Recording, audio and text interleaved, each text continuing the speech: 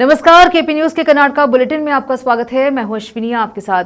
चलिए शुरू करते हैं आज की खबरों का सिलसिला। उससे पहले एक नजर आज के मुख्य समाचारों पर। बीदर जिलाधिकारी ने छात्रावास का दौरा करके निरीक्षण किया। नए वक्फ अधिनियम का उद्देश्य मुसलमानों के धार्मिक अधिकारों को हड़पना है, मौलाना रहमानी ने आरोप लगाया। विमान दुर्घटना पर कर्नाटका के उप मुख्यमंत्री शिव कुमार ने कहा, विमानन मंत्री पर टिप्पणी नहीं करना चाहता। जीएसटी से कर्नाटका को मिले 1.12 लाख करोड़ रुपए। विजेंद्र। निखिल कुमारस्वामी को पार्टी की कमान संभालने और जेडीएस का आधार फिर से बनाने के लिए तैयार किया जा रहा है।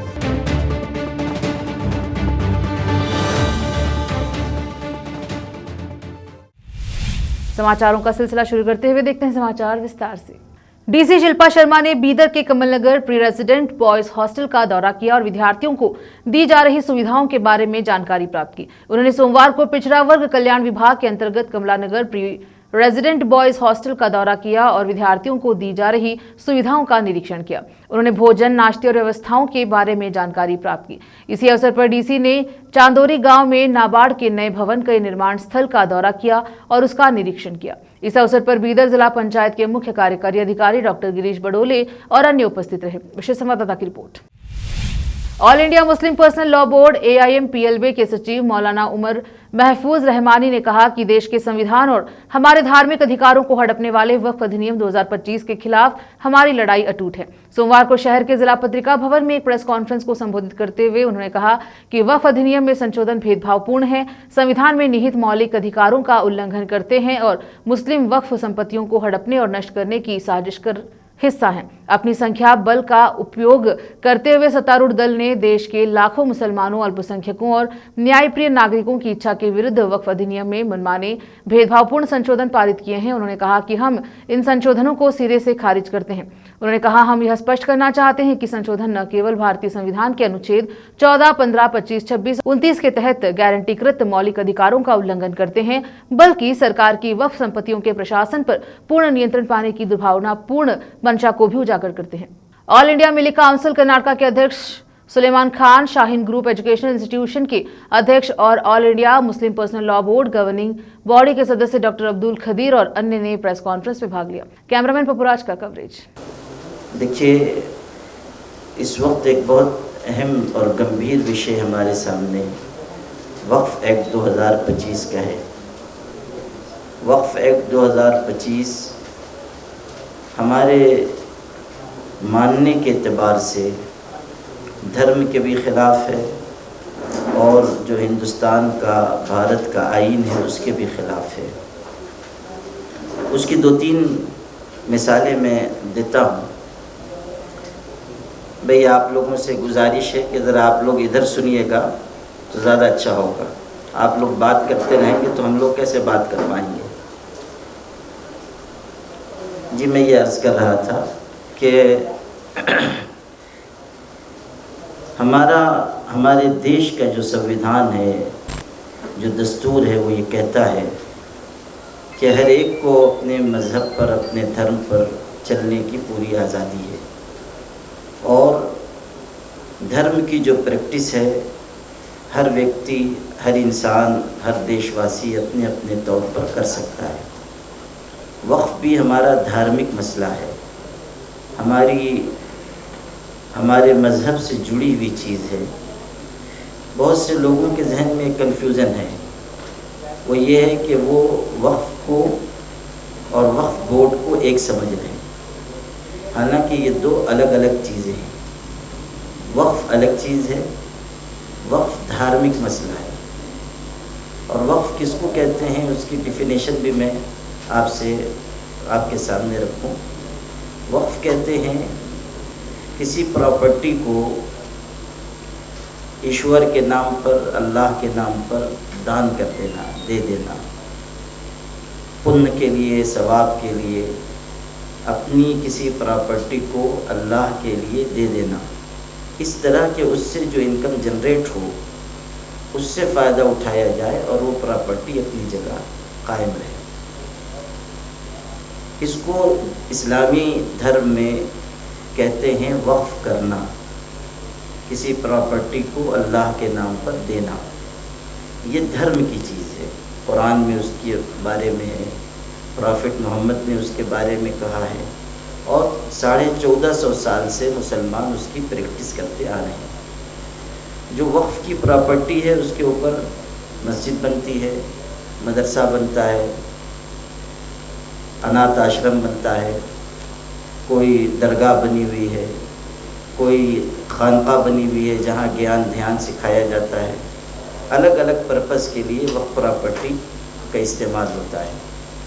और ये बात भी क्लियर कर दूँ कि अगर दुखित और पीड़ित लोगों के लिए कोई चीज़ दी जाती है, कोई प्रॉपर्टी वक्फ की जाती है, तो इस्लाम ये नहीं कहता है कि उससे सिर्फ मुसलमान लाभ उठाएंगे, फ़ायदा उठाएंगे, बल्कि ये है कि हर समाज के लोग, हर मज़हब के लोग, हर सोसाइटी के लोग उससे फ़ायदा उठा सकते हैं। ये इस्लाम का कंसेप्ट है, उसकी तालीम है। वक्फ़ के लिए ज़रूरी नहीं है कि उससे फ़ायदा उठाने वाले सिर्फ मुसलमान हों। ऐसी बहुत सारी वक्फ़ की प्रॉपर्टी पूरे मुल्क में है, पूरे देश में है। ये है वक्फ़। और वक्फ़ बोर्ड क्या है? वक्फ़ को मेंटेन करने के लिए, वक्फ़ को मैनेज करने के लिए हुकूमत के अंडर में जो इदारा बनाया जाता है उसको कहते हैं वक्फ़ बोर्ड। वक्फ़ अलग है, वक्फ़ बोर्ड अलग है। वक्फ़ धर्म से जुड़ी हुई चीज़ है, वक्फ़ बोर्ड गवर्नमेंट से जुड़ी हुई चीज़ है। और वक्फ़ धर्म के आधार पर है, वक्फ़ बोर्ड मैनेजमेंट के लिए है। ಅವರು ಹಿಂದಿಯಲ್ಲಿ ಉರ್ದುವಲ್ಲಿ ಮಾತಾಡುತ್ತಾರೆ. ನಾನು ಕನ್ನಡದಲ್ಲಿ ಸ್ವಲ್ಪ ಮಾತಾಡ್ತೀನಿ. ಹಿಂದಿನ ವರ್ಷ 2024ರಲ್ಲಿ ಕೇಂದ್ರ ಸರ್ಕಾರದಿಂದ ಒಂದು ಬಿಲ್ ತರಲಾಗಿತ್ತು, ವಕ್ಫ್ ಅಮೆಂಡ್ಮೆಂಟ್ ಬಿಲ್ 2024. ಇದು ಅನ್ಕಾನ್ಸ್ಟಿಟ್ಯೂಷನಲ್, ಸಂವಿಧಾನ ವಿರೋಧ. ಸಂವಿಧಾನದಲ್ಲಿ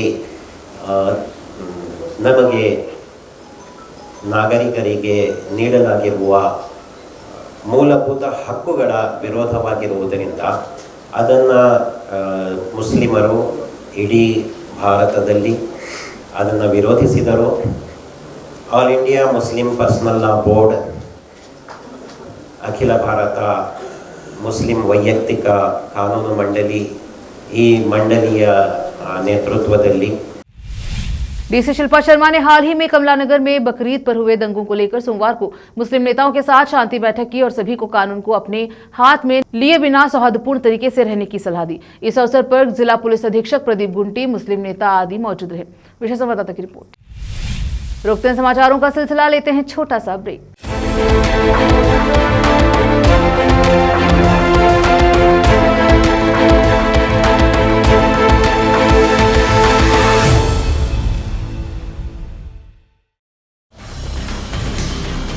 हिंदुस्तान के हर कोने में हम हैं मौजूद। 24 घंटे हालात पर गहरी नजर, खबरों से जुड़े चुपते सवालात, और आपको दिखाता है धार्मिक, सामाजिक, राजनीतिक, लोकल और इंटरनेशनल न्यूज की सबसे बेहतर कवरेज, जो आपको रखती है हर पल बाखबर। देश और दुनिया भर की खबर के लिए देखते रहें KP news 24/7। Noor education trust Bidar की ओर से चलाए जाने वाला Noor MEd and BEd college Bidar, recognised by NCTE Delhi and affiliated to Bidar University Bidar. Admission are open for the academic year 2023-24। विशेषज्ञ और सक्षम शिक्षकों द्वारा शिक्षा प्राप्त करने के लिए नूर एमएड एंड बीएड कॉलेज में दाखिला लें और शांत वातावरण में शिक्षा प्राप्त करें। बीदर शहर में बेहतर शिक्षा का एकमात्र केंद्र Noor MEd and BEd college, Shahpur gate, Bidar. Phone numbers 9945283920, 8482221297। Break के बाद स्वागत है आपका, देखते हैं समाचार।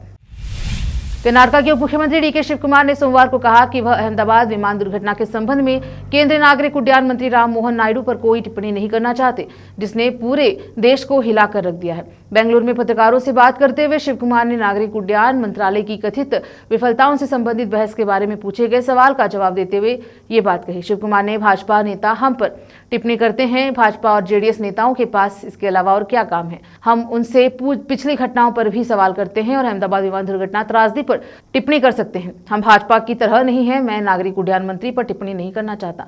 शिव कुमार ने कहा, कई नियम है और नागरिक उड्डयन महानिदेशालय डीजीसीए ने उन्हें निर्धारित किया। वैकल्पिक उड़ान और अन्य विकल्पों की व्यवस्था करने के लिए दिशा निर्देश हैं। मैं कोई तकनीकी व्यक्ति नहीं हूं। इस पर बहस पहले से ही चल रही है और मैं इस मुद्दे का राजनीतिकरण नहीं करना चाहता। मुख्यमंत्री सिद्धरामैया ने इस दावे का खंडन करते हुए केंद्र सरकार कर्नाटका को विवेकपूर्ण तरीके से धन आवंटित नहीं कर रहा है। राज्य भाजपा अध्यक्ष विधायक बीवाई विजेंद्र ने कहा कि राज्य को जीएसटी के माध्यम से 1.12 लाख करोड़ रुपए मिल रहा है और यह शीर्ष प्राप्तकर्ता राज्यों में से एक है। कलबुर्गी में एक प्रेस कॉन्फ्रेंस को संबोधित करते हुए उन्होंने राज्य सरकार पर केंद्रीय कल्याण योजनाओं के क्रियान्वयन में बाधा डालने का आरोप लगाया। उन्होंने आरोप लगाया कि राज्य सरकार मैचिंग ग्रांट देने में विफल रही है, जो केंद्र को अपने हिस्से का फंड जारी करने के लिए जरूरी है। उन्होंने कहा, मैचिंग ग्रांट दिए बिना केंद्र सरकार पर फंड जारी न करने का आरोप लगाना गलत है। उन्होंने कहा, दावा किया कि पास विकास के लिए पैसे नहीं है। बेंगलुरु के चिन्नस्वामी स्टेडियम में हुई भगदड़ के लिए पुलिस अधिकारियों के बजाय मुख्यमंत्री सिद्धरामैया और उप मुख्यमंत्री डीके शिवकुमार पूरी तरह जिम्मेदार है। आगे कहा कि वरिष्ठ पुलिस अधिकारियों को निलंबित करना गैर जिम्मेदारी का काम है। यह एक अक्षम्य अपराध है। जेडीएस के युवा नेता निखिल कुमार स्वामी, जिन्हें पार्टी के नए चेहरे के रूप में पेश किया जा रहा है, को राज्यव्यापी मिस्ड कॉल अभियान के साथ पार्टी का निर्माण करने और इसके आधार को सक्रिय करने का काम सौंपा गया है। अपनी लगातार चुनावी सफलताओं के बावजूद पूर्व सीएम एचडी कुमार स्वामी के बेटे और जेडीएस के संरक्षक और पूर्व पीएम एचडी देवेगौड़ा के पोते निखिल कुमार स्वामी पार्टी के पदोन्नत किया गया है। हाल ही में उन्हें जेडीएस युवा विंग के अध्यक्ष के रूप में कार्यभार सौंपा गया। युवा पार्टी नेता को अगली बड़ी उम्मीद के रूप में पेश किया जा रहा है। निखिल की अब तक की राजनीतिक यात्रा में 3 बड़ी हारें शामिल हैं। मांड्या से 2019 का लोकसभा चुनाव, रामनगर से 2023 का चुनाव और हाल ही में अपने पिता द्वारा खाली की गई सीट चन्नपटना से उपचुनाव में हार। फिर भी दरकिनार किए जाने के बजाय निखिल 50 लाख लोगों से जुड़ने का अपना नया काम संभालेंगे। अब रोकते हैं समाचारों का सिलसिला, लेते हैं छोटा सा ब्रेक। हिंदुस्तान के हर कोने में हम हैं मौजूद। 24 घंटे हालात पर गहरी नजर, खबरों से जुड़े चुपते सवालात और आपको दिखाता है धार्मिक, सामाजिक, राजनीतिक, लोकल और इंटरनेशनल न्यूज की सबसे बेहतर कवरेज, जो आपको रखती है हर पल बाखबर। देश और दुनिया भर की खबर के लिए देखते रहें केपी न्यूज 24/7। ब्रेक के बाद स्वागत है आपका, देखते हैं समाचार। वैश्विक पवन दिवस 2025 के अवसर पर केंद्रीय नवीन एवं नवीकरणीय ऊर्जा मंत्री प्रहलाद जोशी ने बेंगलुरु में हितधारकों के एक सम्मेलन को संबोधित किया और कहा कि पवन ऊर्जा अक्षय ऊर्जा क्षेत्र के लिए भारत की रणनीति में केंद्र है। जोशी ने कहा कि भारत को वैश्विक विनिर्माण केंद्र बनने के लिए ऊर्जा की आवश्यकता है, चाहे वह सौर हो, पवन हो या अन्य रूप हो। मंत्री जोशी ने कहा, भारत ने एक दशक में 150% की वृद्धि के साथ 51.5 गीगावाट पवन क्षमता हासिल की है और अब वैश्विक स्तर पर टरबाइन और घटकों का निर्यात कर रहा है। उन्होंने कहा कि हम 2030 तक 100 गीगावाट पवन लक्ष्य की ओर तेजी से बढ़ रहे हैं, जिसमें अपतटीय परियोजनाओं से 30 गीगावाट शामिल हैं, जिससे मजबूत नीतिगत सुधारों और एक मजबूत विनिर्माण परिस्थिति तंत्र का समर्थन प्राप्त है। उप मुख्यमंत्री डीके शिवकुमार ने घोषणा की कि राज्य सरकार नमा मेट्रो स्टेशन का नाम फील्ड मार्शल KM करियप्पा के नाम पर रखने पर विचार कर रही है। उन्होंने कहा कि इस निर्णय पर मुख्यमंत्री सिद्धरामैया के साथ विचार विमर्श करके अंतिम रूप दिया जाएगा। उन्होंने इस बात पर जोर दिया कि मुख्यमंत्री दोनों ही करियप्पा की विरासत का सम्मान करने के लिए तैयार है तथा योगदान को प्रतिबंधित करने वाली पहल करेंगे। शिवकुमार ने कोडवा समुदाय की प्रशंसा करते हुए राजनीतिक, खेल, न्यायपालिका और सशस्त्र बलों जैसे विभिन्न क्षेत्रों में उनके महत्वपूर्ण योगदान को उजागर किया। कर्नाटक के राजनीतिक परिदृश्य में उनके महत्व को स्वीकार किया। उन्होंने समुदाय को सरकार का समर्थन करने के लिए प्रोत्साहित किया तथा राज्य में कोडवाओं के लिए राजनीतिक प्रतिनिधित्व सुनिश्चित करने की मंशा दोहराई। केंद्रीय भारी उद्योग मंत्री एच डी कुमारस्वामी ने इजराइल और ईरान के बीच चल रहे संघर्ष के कारण इजराइल में फंसे कई कन्नड़ लोगों के साथ वीडियो कॉन्फ्रेंस के जरिए बातचीत की। बातचीत के दौरान उन्होंने इनका हालचाल पूछा, भारत सरकार की ओर से पूरी मदद का भरोसा दिलाया। मंत्री ने कहा कि हमारे लोगों की सुरक्षित और शीघ्र वापसी सुनिश्चित करने के लिए विदेश मंत्रालय के साथ इस मामले को सक्रियता से आगे बढ़ाया जा रहा है। वीडियो कॉन्फ्रेंस में शामिल कन्नड़ लोगों ने मंत्री को बताया कि वे सुरक्षित हैं और तेल अवीव में भारतीय दूतावास के अधिकारी उन्हें भी आवश्यक सहायता प्रदान कर रहे हैं। उनमें से कई लोगों ने समय पर सहायता के लिए आभार व्यक्त करते हुए कहा, हमारा अच्छे से ख्याल रखा जा रहा है। कुमारस्वामी ने भारतीय दूतावास के कर्मचारियों के प्रयासों की भी सराहना की तथा इस कठिन समय में उनकी प्रतिबद्धता की सराहना की। जबकि मंत्रिमंडल ने एक नया सामाजिक और शैक्षणिक सर्वेक्षण जाति जनगणना कराने का निर्णय लिया है। अधिकांश क्षेत्र विशेषज्ञों का मानना है कि नया कार्य व्यवहारिक रूप से अप्रैल मई 2026 से पहले नहीं कराया जा सकता। मुख्यमंत्री सिद्धरामैया ने पिछले सप्ताह संवाददाताओं से कहा कि यह प्रक्रिया शुरू होने के 90 दिनों के भीतर पूरी कर ली जाएगी। हालांकि सूत्रों ने व्यवहारिक कठिनाइयों की ओर इशारा किया, जिससे प्रक्रिया में देरी हो सकती है। एच कांतराज की अध्यक्षता वाले तत्कालीन पिछड़ा वर्ग आयोग के सदस्य के.एन. लिंगप्पा ने कहा, शिक्षा के अधिकार अधिनियम 2009 के अनुसार शिक्षकों को स्कूल के दिनों में गैर शैक्षणिक कार्यों के लिए उपयोग नहीं किया जा सकता। नतीजतन सर्वेक्षण अप्रैल मई में गर्मियों की छुट्टियों के दौरान किया जाना है। यह काम विशेष और आशा और आंगनवाड़ी कार्यकर्ताओं द्वारा नहीं किया जा सकता। पूरी प्रक्रिया पिछड़ा वर्ग आयोग के सदस्यों की नियुक्ति से शुरू होनी है, जिसने अध्यक्षता वर्तमान में पूर्व महाधिवक्ता मधुसूदन आर नाइक है। फिर से एक नजर आज के मुख्य समाचारों पर। बीदर जिलाधिकारी ने छात्रावास का दौरा करके निरीक्षण किया। नए वक्फ अधिनियम का उद्देश्य मुसलमानों के धार्मिक अधिकारों को हड़पना है, मौलाना रहमानी ने आरोप लगाया। विमान दुर्घटना पर कर्नाटक के उप मुख्यमंत्री शिव कुमार ने कहा, विमानन मंत्री पर टिप्पणी नहीं करना चाहता। जीएसटी से कर्नाटक को मिले 1.12 लाख करोड़ रुपए। विजेंद्र। निखिल कुमारस्वामी को पार्टी की कमान संभालने और जेडीएस का आधार फिर से बनाने के लिए तैयार किया जा रहा है।